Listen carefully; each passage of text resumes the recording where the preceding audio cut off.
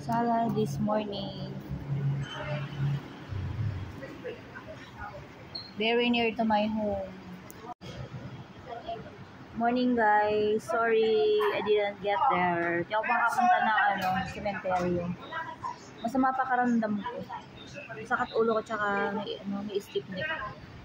So, nandito na ako very near to my home. Kakain ako na breakfast.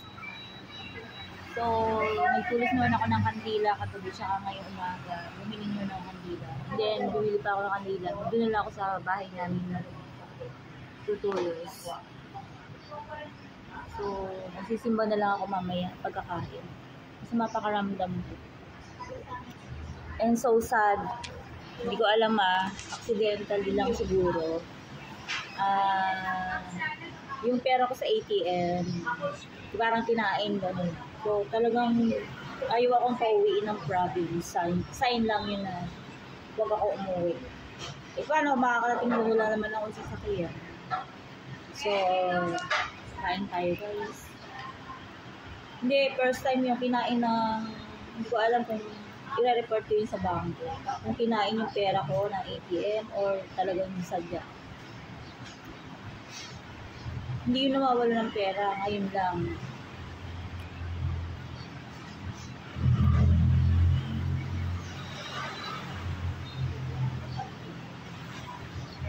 So yun, i-report ko yun sa bank. Tapos, magpapa-change ako ng lahat. I-change ko yung details niya. Para may maharang na talagang wag ako umuwi, diba? So, pag-prepare ko na lang ng late mother. Pwede naman ako umuwi dun anytime.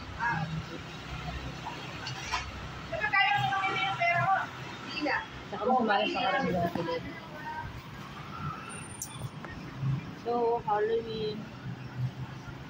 Wala kaming duty ngayon sa cemetery dun sa Eternal Garden. Meron sana kaming booth today.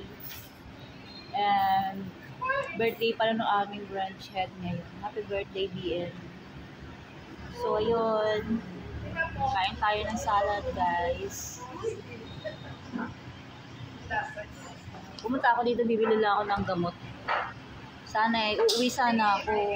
Pwede pa balik din ako pa Manila. Dadaan ako dun kala auntie or dun sa uncle ko.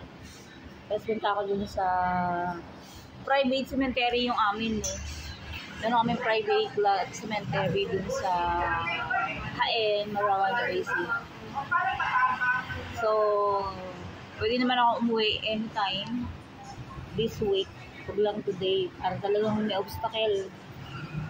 Yung gate kanina nakasarado. Tapos yun nga, nawala yung pera ko sa ATM.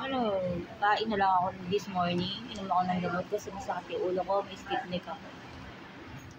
So, thank you for watching guys. Kain tayo.